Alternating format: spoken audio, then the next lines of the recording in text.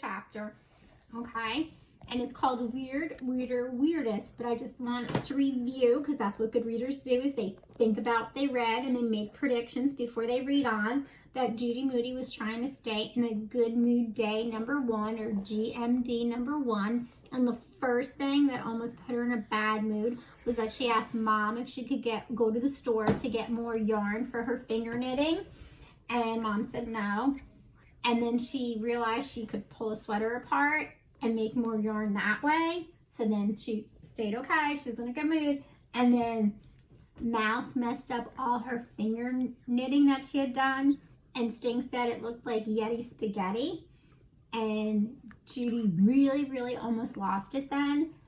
And she almost roared. And we know when she says roar, that means she's in a really bad mood. But instead she went, meow. So make a prediction. Do you think she's going to be able to stay in a good mood day number 2, GMD2? And if not, what's going to make her not stay in a good mood? And if she gets to the point where she can't stay in a good mood, what do you think she'll do to try to stay in a good mood? So just have those thoughts in your head, and we're going to start reading Weird, Weirder, Weirdest. That night, Judy tried to finger knit before she went to sleep, but her yarn was one big spaghetti monster with no beginning and no end. It had more arms than an octopus, more legs than a clutter of spiders, more knots than a kindergarten shoelace. She turned off the light and wriggled under the covers on her top bunk. Out of habit, she felt for the warm spot where Mouse usually slept. Empty. Then she remembered she made Mouse sleep in Stink's room tonight. Let's stop and think. Why do you think she made Mouse sleep in Stink's room? I agree. I think it's because she was mad that she messed up all her finger knitting. At last she fell asleep. She dreamed of spaghetti. She dreamed of spider webs. She dreamed of a spaghetti yeti caught in a spider web. When she woke up the next morning, her hair was a super snarl, just like the yarn on the floor. Judy spit on her hand and tried to tame her wild hair. She stared at the yarn yeti on the floor. She picked at a scab on her knee. She thought about her naughty problem. How was she going to finger knit with this mess? Eureka! She, Judy Moody, had a brainstorm. All it was going to take was every friend she had. All right, stop and think. What is she going to do with every friend she has? I have no idea. Here she is talking to some friends. What do you think's going to happen? All right, make your prediction, and I'm going to read on. Judy turned her mood pillow to the smiley side. She hopped out of bed and pulled on a pinkish hoodie. She slipped on her purple all the time mood ring. Judy was in the pink and ready for GMD number 2, good mood day number 2. At the bus stop, Rocky took one look at Judy and asked, "What's with you?" "Nothing. Something's different," said Rocky, studying her. "Ponytail," Stink said.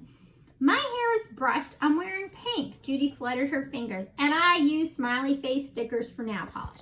"And you're not wearing any Band-Aids.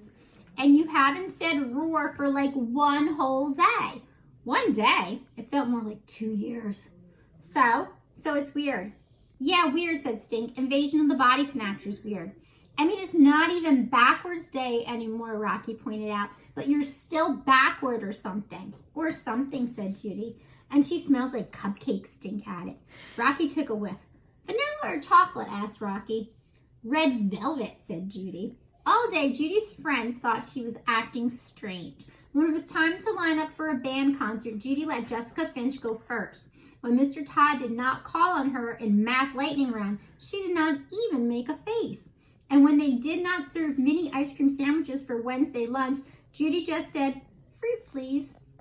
At recess, a 4th grader called her name. "She was going to roar," said Rocky. "She's going to roar," said Frank and Amy. Judy drummed her fingers on her leg. She scratched an itch behind her ear, but Judy did not roar. She said, "Sticks and stones may break my bones and all that." Then she walked away. "Watch this," Rocky told Frank. Amy and Jessica watched too. Hey, Judy, called Rocky. Let's play Foursquare. Can't, said Judy. I don't want to get chalk all over me.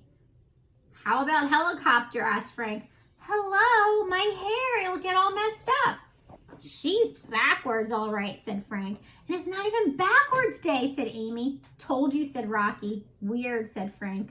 Weirder, said Amy. Weirdest, said Jessica Finch. Whoa. I wonder why Jessica Finch said weirdest. Who's Judy trying to pretend to be to stay in a good mood? Jessica Finch pointed out that Judy was wearing pink and ponytails. What's that thing you always say? Same, same, she asked. Hey, she's right. You guys are twins, said Frank. Here's a picture.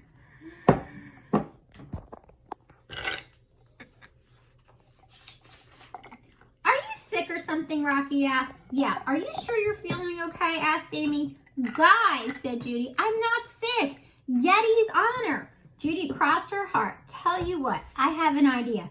Phew, said Rocky. She has an idea. Boy, am I glad to hear you say that. What are we going to do, asked Frank. Break a record?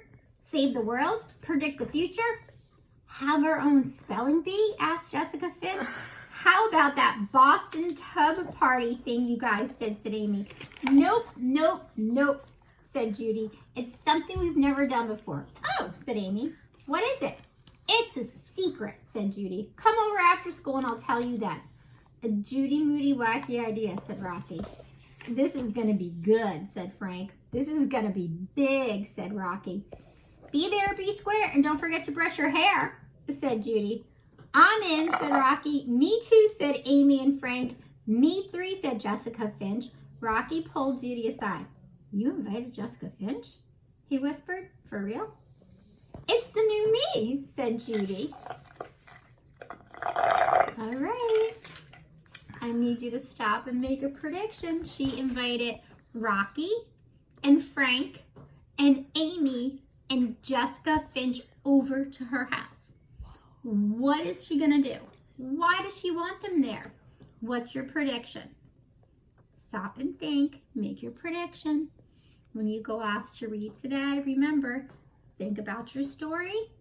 If you're starting a new book, predict before you read. If you're in the middle of a book, make a prediction before you go on to the next page or chapter. And when you're finished reading for today, fill in another reading raindrop for April. April's almost over, so we're going to have something more fun to do at the beginning of May. Okay, I'll see you tomorrow. Bye, Firsties.